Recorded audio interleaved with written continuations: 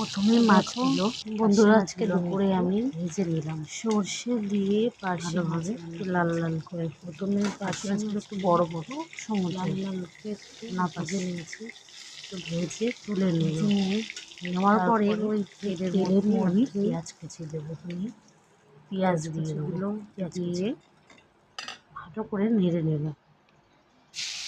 পেঁয়াজ কুচি দিলাম, ভালো করে নেড়ে নেব। নাড়ার পর একটু নুন দেবো, দেওয়া হলো, দিয়ে নেড়ে আদা বাটা আর কাঁচা লঙ্কা সর্ষে বাটা দিলাম, দিয়ে নেড়ে নিলাম, নেড়ে টমেটো কুচি দিলাম, টমেটো কুচিয়ে নিলাম। তার মধ্যে দেবো আবার একটু হলুদ গুঁড়ো, জিরে গুঁড়ো, ধনে গুঁড়ো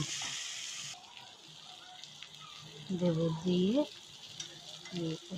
দিয়ে তার মধ্যে জানি না আপনারা কীভাবে খান, এইভাবেই রান্না করেছি আজকে, খেয়ে দেখলাম কেমন হবে।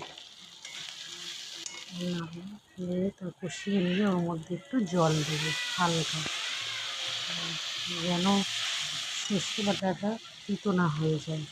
জল দিয়ে কষিয়ে নিয়ে ভাজা একটু আলু আমি দিয়ে দিলাম, ভেজে রেখেছিলাম আগের থেকে, সেটা দেখানো হয়নি।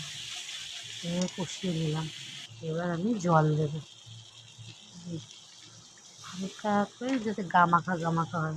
জল দেওয়ার পরে জলটা ফুটে যাবে, ফুটে যাওয়ার পরে ঢাকা দিয়ে দিলাম। কিছুক্ষণ পরে আমি মাছগুলো একে এক ঝোলের মধ্যে দিলাম, দিয়ে দেওয়ার পরে আমি ঢাকনাটা আবার দিয়ে দেবো।